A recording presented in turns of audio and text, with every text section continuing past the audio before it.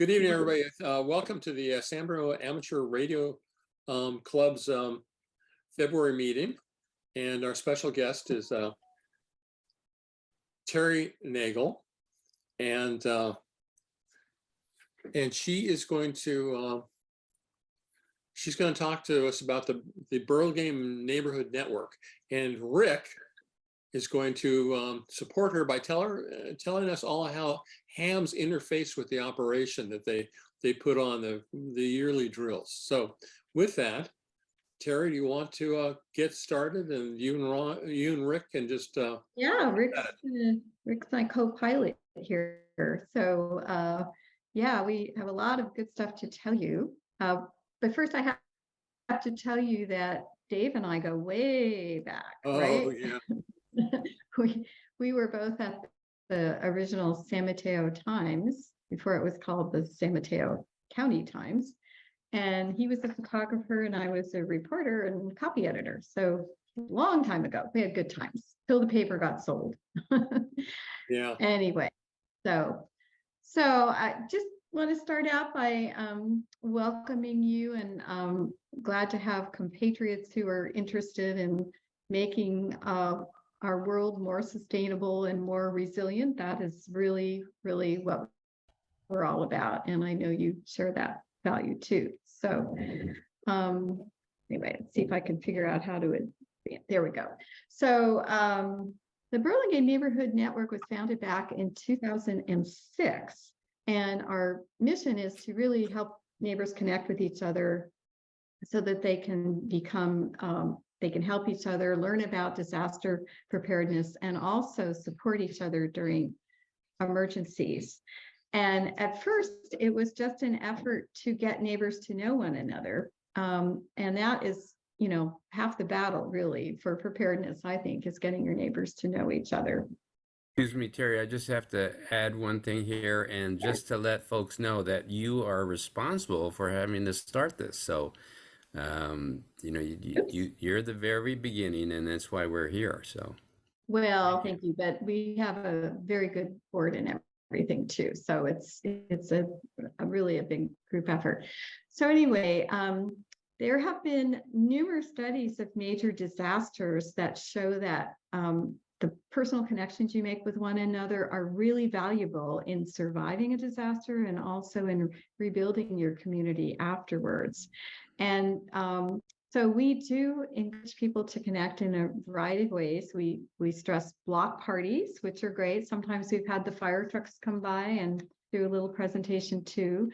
We have quarterly programs on different topics. We're working on one now with the city that's going to talk about what we learned from the recent storms.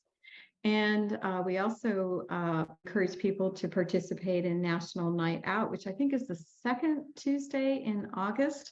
And that's when the police encourage safety by having people turn on their porch lights and get together in people's front yards and just meet each other and, connect. And then, of course, we do have our annual drill. So the whole organization is predicated on the idea that we need to be more resilient. And my art disappeared from here. But anyway, the unprepared communities are at the mercy of the emergency responders who are available at the time. And from what we know, not many of them will be available. They tell us routinely that they won't be available for the first 96 hours at least. So you better figure out how to take care of yourselves. So it really results in a lot of chaos because we've found that some neighbors just expect the police and fire to show up when there's an emergency, and that will not be the case in a catastrophe. A resilient community, on the other hand, has a mindset that is totally different. The idea that community members feel that they are prepared, that they can handle things, and that they are going to jump in and help one another when disasters occur. So that's the mindset that we are trying to get people to adopt. Oh, there it is. There's the graphic. I don't know why it was later. But anyway, that's what I was just talking about. And this is from a RAND Corporation report. There have been other reports too, but they're really have been pushing the idea that we need to have people who feel empowered to help themselves out during disasters. So the Burlingame Neighborhood Network encourages people to participate in a number of ways. Of course, we have our citywide drill, which is very popular. We've had over 300 people participate in recent years. And we have police and fire also participate. So they will go around to the various drill locations and demonstrate things and also answer questions while people are doing the exercise. As I mentioned, we have quarterly events.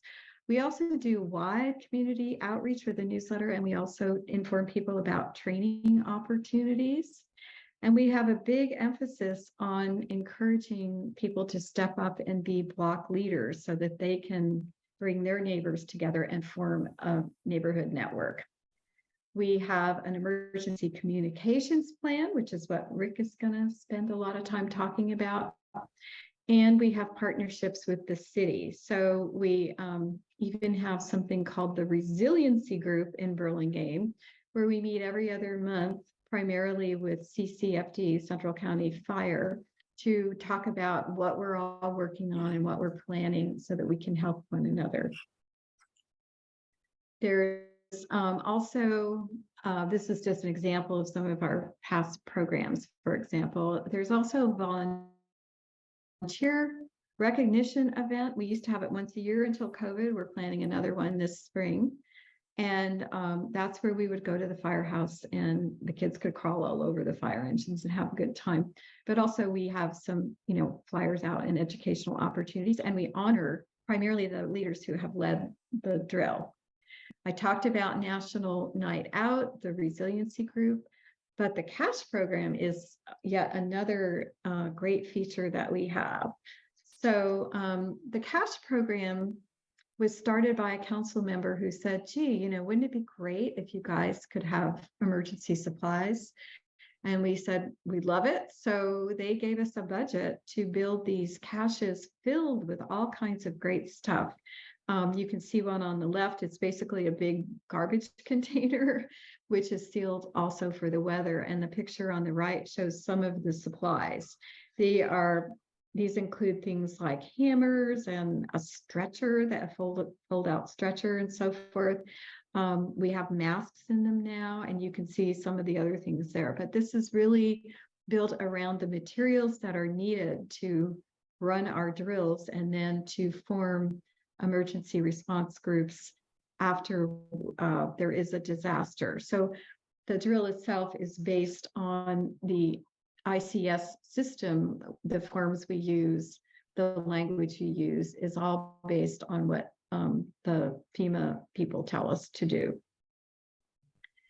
The response drill is, Rik can tell you a lot more about this, but basically what we do is we have the neighborhoods run a scenario. It's usually been like an earthquake, because that really brings a lot of different emergency elements into play. So what happens is they will meet at the base in the neighborhood, and they divide up into teams to check on safety and hazards, and also we have a first aid team. And then they divide up and go in teams of two, always these two people together, to survey the neighborhood for what we call incidents. These are pictures of things like you saw. I could go back. You see on the previous slide, I think there was well, now I've lost it. Anyway, they are incidents. Here it is. Yeah. So they pick up these little pieces of paper that are on a little flag on neighbors' lawns, and then they are supposed to decide how they're going to respond to it. For example, here's one where power lines are down. And then they will send runners down to the base to report what the situation is, if it's something highly dangerous. And Rik will tell you about the communications ability to radio in to our neighborhood bases and also to the emergency operations center. Of course, in this situation, what would you do? I think most people know that you just want to keep away from those lines. And if you're in a car, you do not want to get out of the car if there's a line over your car. This participation in the drills also makes it possible for people to qualify for these free caches that the city supplies. They're filled with about, I think it's $700 worth of equipment. So they have to participate in at least 2 annual drills. And they also have to have a couple of neighborhood events, something like National Night Out will qualify, or create a neighborhood directory, which is a great way to get your neighborhood networked. We have in many of our neighborhoods email lists as well, so we can set out alerts to everybody in the neighborhood. So we also have this emergency communications plan, and here I'll let Rik take over because he's the expert on this. He is our CERT leader in Burlingame. I think you're on mute. Okay, thanks, Terry. So this map gives you sort of a representation of lines of communications. And we have the Emergency Operations Center, which is run by CCFD. And then we have community command posts, which are located at the local elementary schools. And then we have the neighborhood command posts, which is located in the command posts for the specific neighborhoods that are involved in the drill, or if in a real situation, will be where neighbors would gather. So Terry had mentioned that during the drill, we like to have the neighbors form in groups in a specific neighborhood, go out and take a look, as she mentioned, as to what is going on. And they then get that information back to the incident command post, where that information is recorded. So the first element of communication happens intra-neighborhood, within the neighborhood itself. And that is very often done because often these neighborhoods are maybe 1 block long, but the 1 block could be like in my block, it's a fair distance. And it would be tough to communicate an incident down the block from even if it's a centrally located incident command post, unless, you couldn't really yell it.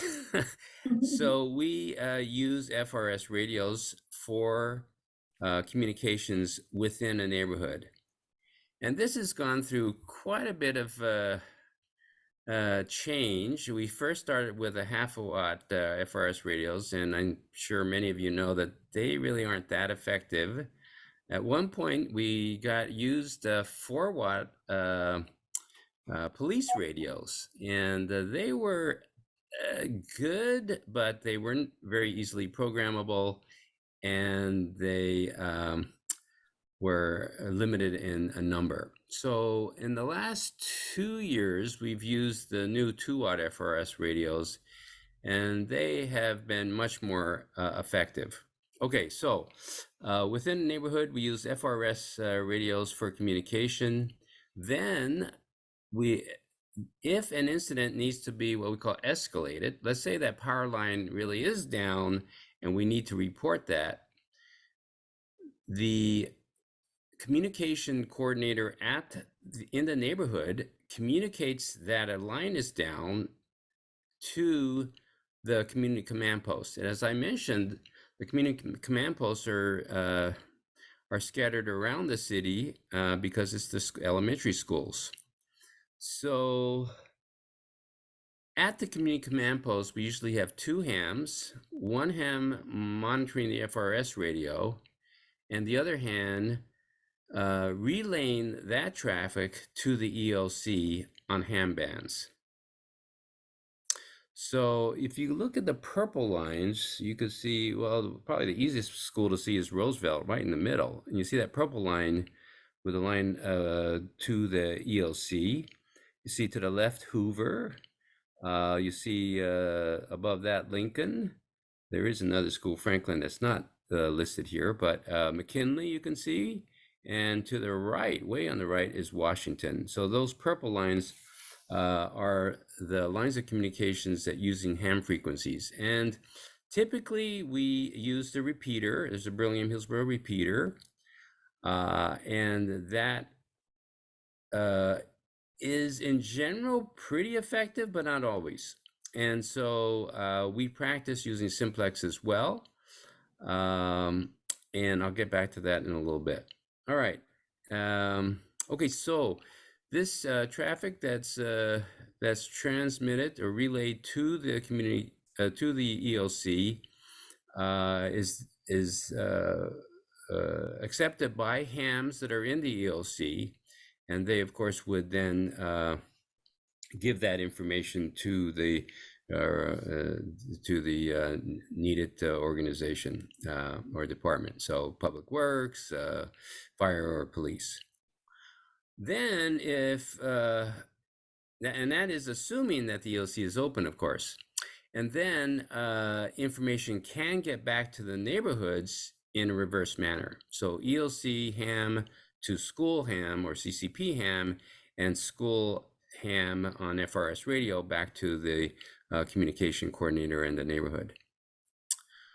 So that's basically the way we run the drills and how we expect communications that will happen in the city after a disaster. Let me see what else that I wanted to tell you about this. Slide here. Here they are in action. Right. So yeah. So actually, that's yeah. So what kind of radios do we use? You may be interested in seeing, and that's a picture to remind me of that. Typically at the schools, we usually have a mobile dual band rig, and we usually have a J-pole. So that ensures better communication to the ELC, which has a dual band radio on the roof. And typically we always test, every year we test, as I'm sure you all do too, the communications prior to the drill. And one take-home message that we got this year, and actually in years past, and you probably have experienced this, is just because you test and just because it works during your testing day does not mean it's going to work on your drill day.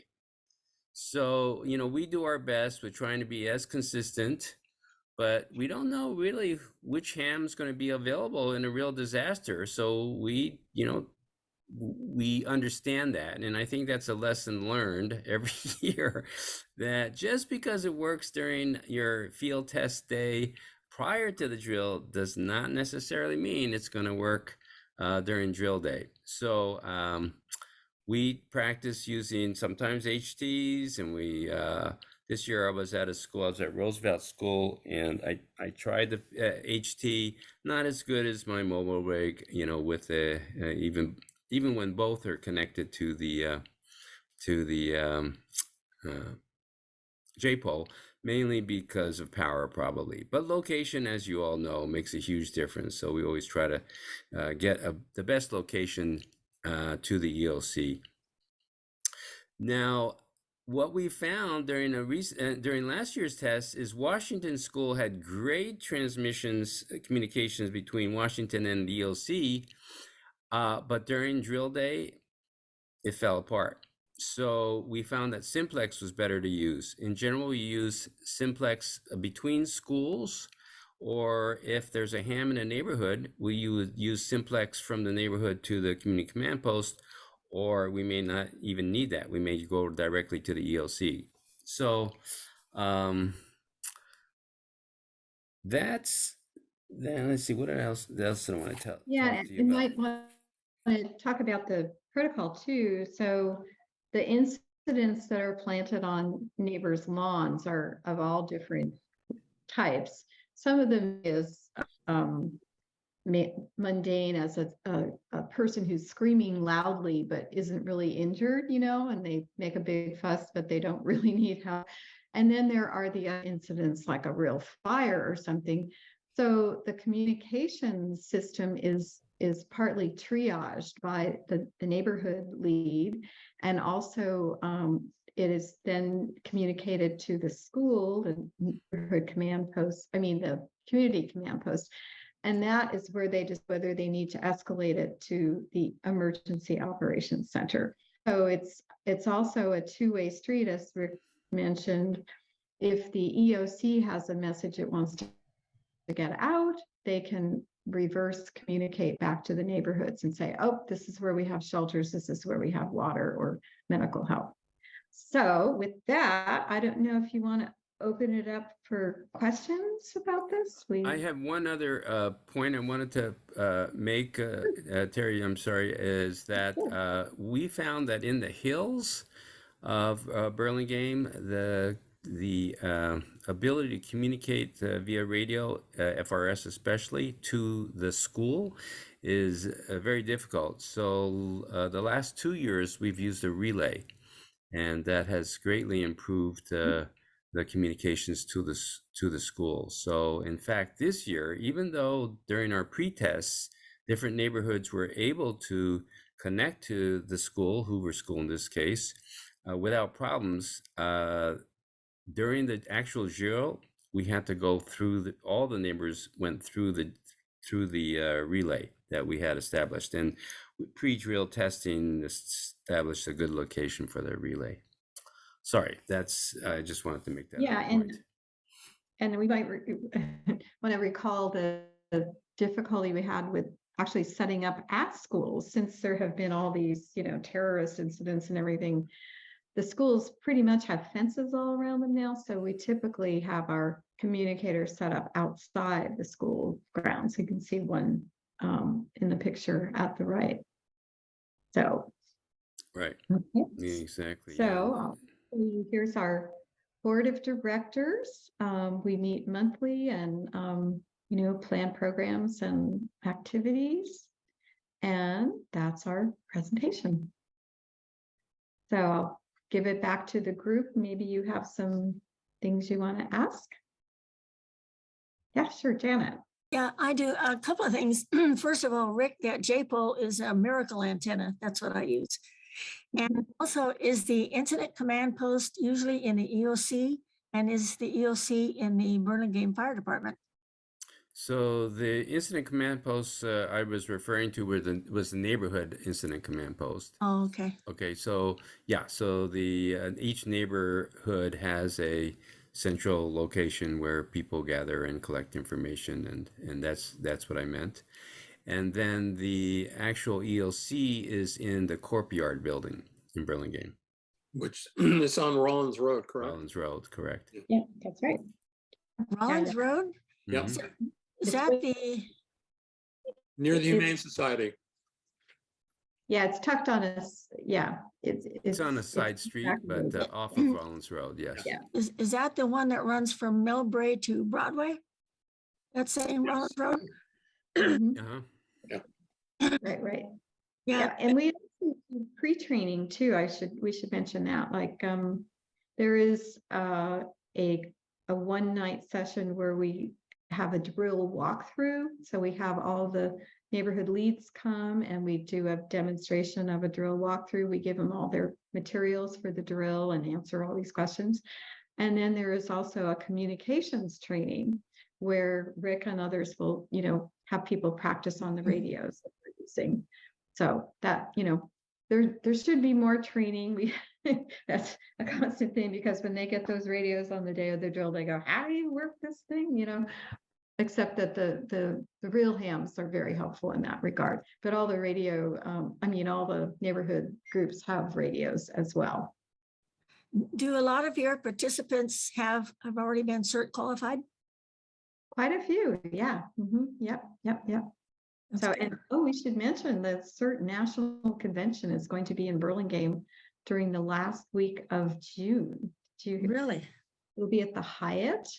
And they are already offering training. If you got folks are certs, we could send you the information that they have started to send out. You can sign up in advance for training courses and so forth. And where'd you say that was, at the Hyatt? The Hyatt in Burlingame. Yeah, it will be. They're going to have 3 days of pre-training, and then the conference is, I think, 3 days. Is that the Hyatt that's out on Airport Boulevard? Yeah. Right. So anybody have some questions for Rik and Terry? Yeah, Rik, on the repeaters that you use, are those set up during the emergency, or are those always available? They're always available. We have a Tuesday night net, and you are welcome to join us on Tuesday night. I don't know if it may conflict with your nets, but yeah, we have a Burlingame Hillsborough MCOM net Tuesday night at 7:30, and I could send you the frequencies if you like, or Yeah.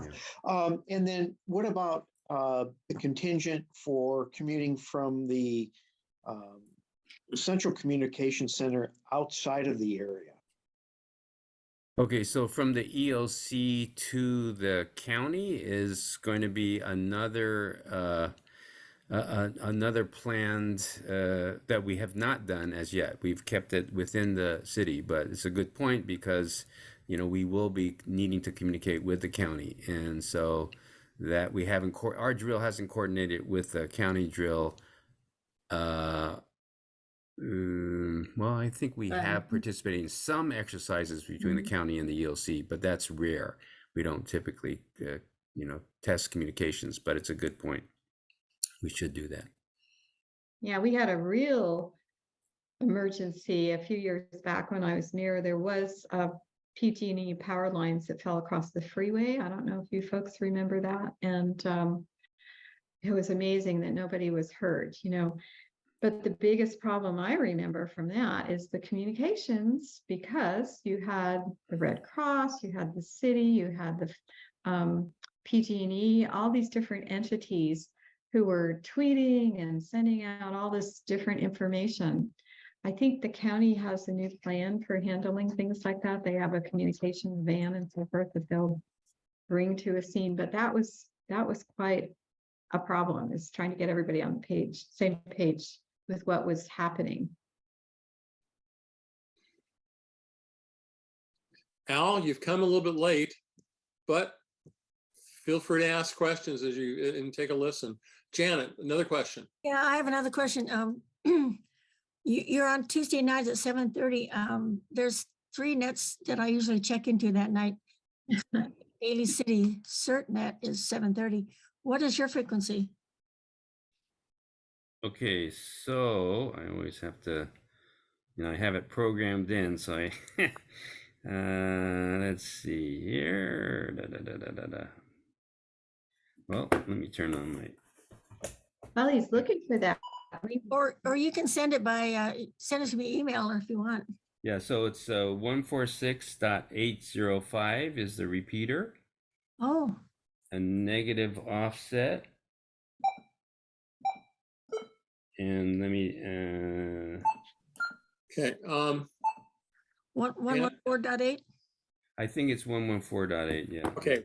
So you've got we know about is 147. Are you 146.805? 146.805. 805. There it is. 146.805. We happen to have. I'm going to hit the share screen for a second. I think that's on the San Mateo County band plan too, isn't it, Walt? It's also on our website. Yeah, So, it should be. What's going on here? So would like to record the computer screen and audio.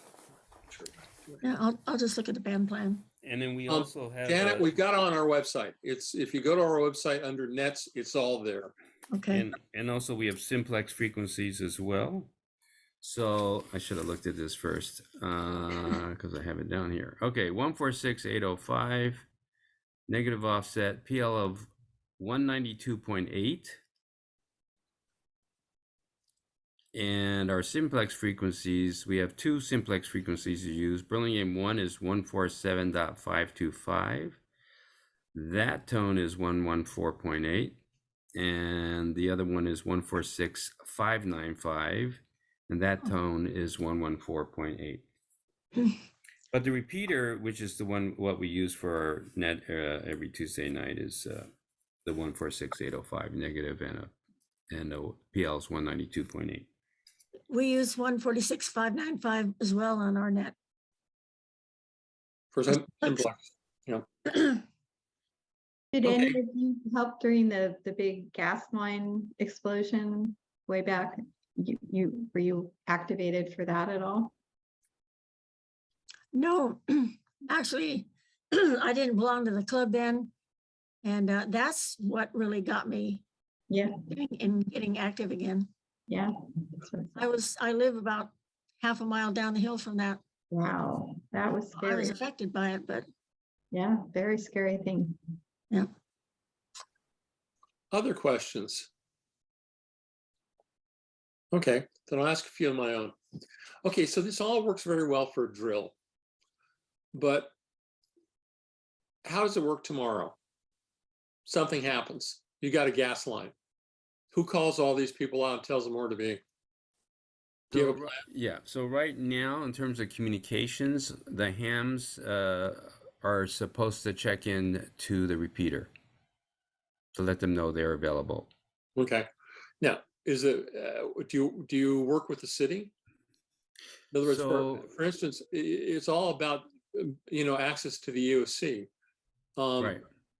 So What's the mechanism for making right. sure it works? So we don't actually have the hams. We don't have a formal ham group. We have this ham net.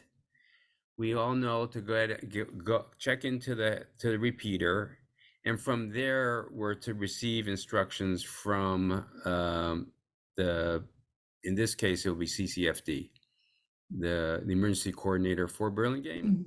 Will be the ones to know to contact the hams and she's a ham herself, via the repeater, as for how hams can be helpful. Is that Dina Gunning you're talking Yes. about? Right, and then the neighborhoods will self-activate, the first person starts the base, and as other people check their families and can help, they will assemble and then deploy on their own.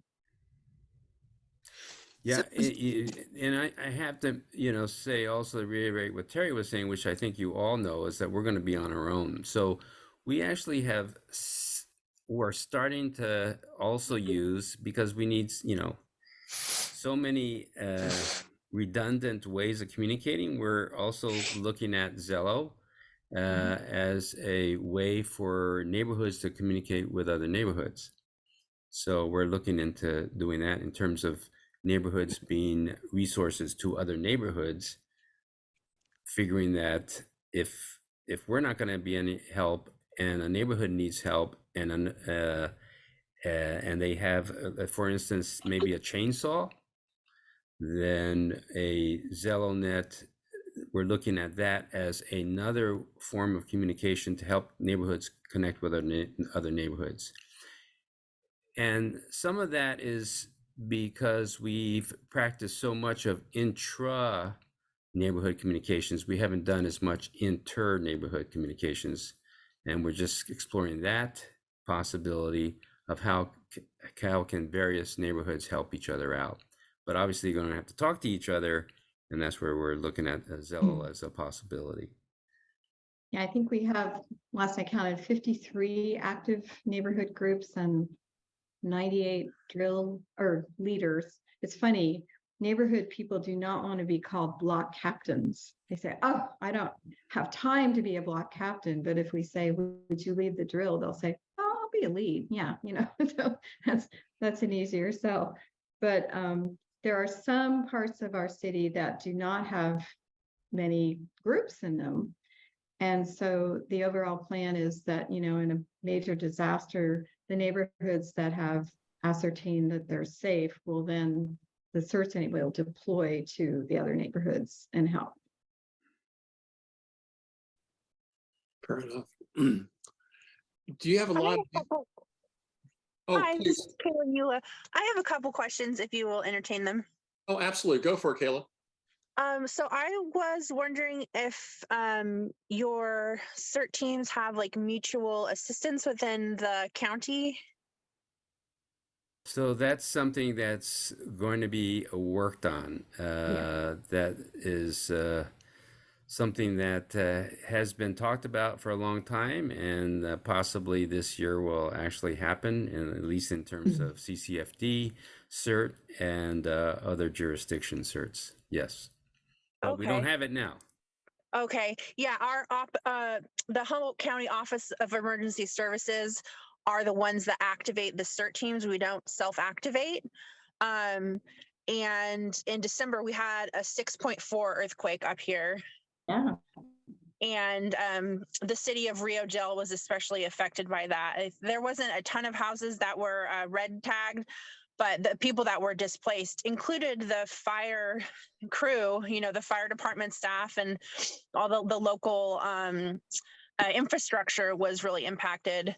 So we were able to come together and help them. But since it was the week of Christmas, so people are out of town or they're busy. And I was able to help coordinate all of our local CERT volunteers from like a 50-mile radius. So yeah, if I know I don't have to preach to the choir. I know it's important to have that coordination. But I was just curious if that's something that you guys had been able to set up. Yeah, my understanding is the county is working on that. Awesome. Thank you. Thank you, Caitlin. Anybody else have any questions? Okay, let me ask one more question. How many folks do you think out there have FRS radios? So all the neighborhoods who participate in the drill get an FRS radio. BNN provides them with a FRS radio with the encouragement to get their own. So It's a good question. I don't know if you know, Terry, about how many neighborhoods actually have their own, but they're certainly encouraged to. We tell them what model we think would be good to mesh with what the others have, but quite a few have bought their own. Yeah. But during the drill, BNN provides them with the FRS radio. Yeah. I always think of drills as being kind of like you're kind of prepared in a way. I mean, you learn things. What doesn't work when you think they will. But the thing about drills is you can kind of like say, well, we're all going to be on one channel. You'll find us here. But how do the neighbors, do you put information out through any source so they can find out, that if they get a radio, will start on channel 5 or whatever in your neighborhood? And the other thing is, how many simplex channels do you use across Burlingame? I'm not sure, if I know that in talking to the fire chief here, he ideally thinks that we should be using 2 simplex channels, one for 280 west and one 280 east. One would basically be kind of like coordinated with Fire Station 51, and one would be coordinated with Fire Station 52, which are kind of in the center of those two areas. Do you folks do anything like that? We have 2 simplex frequencies, and it's a good question. For the drill, Burlingame Simplex 1 is for Washington, Roosevelt, and McKinley schools. Okay. And Simplex 2 is for those neighborhoods in the Franklin, Hoover, and Lincoln schools. So that's how we split up the Burlingame. And that's basically geography based. Yeah. All right. Right. And one thing that we really stress all the time is, there aren't any right answers as to how to react to these different scenarios. We give people, they'll come back because we have like a little debrief after the drill. People come back and say, oh, what should we have done with this incident? Did I do this right? And we say, you know, there's not going to be anybody there grading you. You got to just learn to think on your feet and use your just best judgment, and of course, be safe. And another thing I experienced in my own neighborhood after we started our network years ago was the difference between neighbors that don't know each other and ones that do. So before, you know, my husband and I get in our cars in the morning and wave hi to Joe and Nancy across the street and we take off, right? Excuse me. But then after our neighbors knew each other, we had this incident where a photographer, you might know him, Dave. His name was Mark Hundley. Did you know Mark Hundley? I know the name. Excuse me. Wow. But somebody, he came home and he found someone had bundled up all his photography equipment in his living room and was boosting it out the side door down the alley. He ran outside and he started yelling, "Stop those guys, get those guys." And we had 7 different neighbors, you know, 2 hopped in cars. People ran after them in bare feet. People called the police and, you know, they got one of the guys. And, you know, that would not have happened before we had this neighborhood network. Fair enough. On behalf of many photographers, I appreciate that. Mhm. What else is going to say? Okay, so one thing, so you're a 501c3. Yes. Okay. Mhm. And so why aren't you part of the, you know, like is there an emergency preparedness committee in Burlingame? You mean on the city? A city sponsored? Yeah, committee? city, like a, you know, like the planning commission. Yeah, no, that had come up. We talked about that at one time if we wanted to just be another city commission. And I tell you, it's really better to be independent because if you're on a city commission, you have to be appointed by the council, right? So there's a little politics involved, you know, whose friends get to be on the commission. And you really can't criticize what the city's doing because, you know, they say, well, you know, we think we're doing fine. We're not going to do that. But if you're an outside group, then you can really pressure them to do more nicely, of course, but you have an independent voice.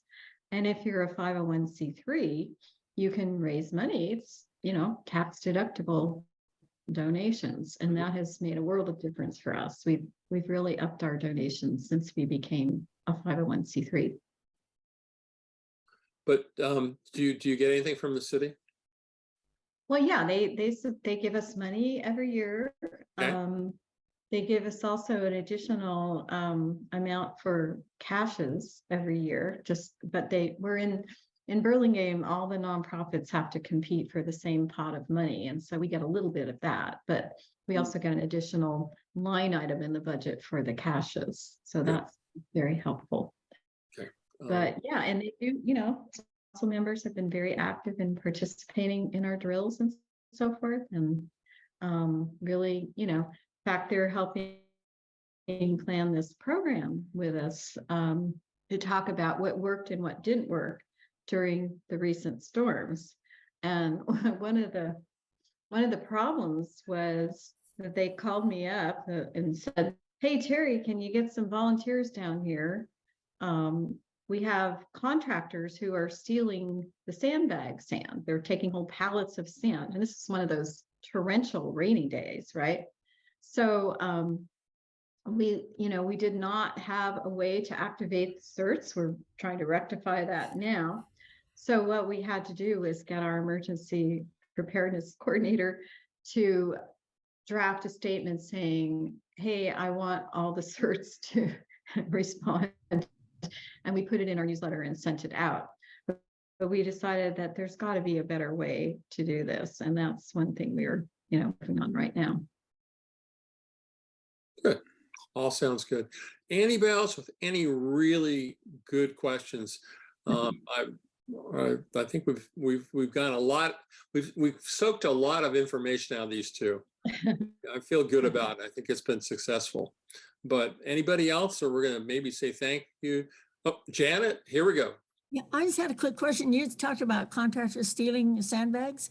Where are your sandbags located? Well, that was another issue. It's actually big piles of sand. And I was out there in the rain watching them put some of them behind a gate because this has been such a big problem in the city. But the pile that was out in the open, they had a pile of sandbags next to it, and people would just come over. So they wanted us to check the IDs, make sure people were Burlingame residents before they took some sand. and that did stop the problem for a while. But I noticed that the sandbag station was right under some of those 100-year-old eucalyptus trees along California Drive.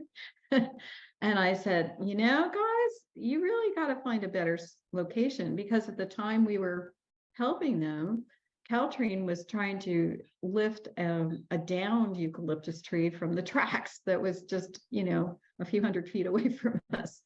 So do not mess with the eucalyptus trees in Burlingame. I always drive on different streets during stormy days. Yeah, our sandbag pile in San Bruno is in the parking lot of the fire department. Oh, wow. So you can't just sneak in and take what you want. You have to be a resident of San Bruno to get any too.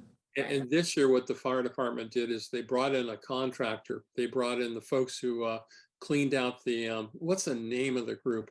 Cleaned out the fire breaks, like behind my house. They brought them in. And DCC? they actually, pardon me? DCC? No. Jericho. Jericho, thank you.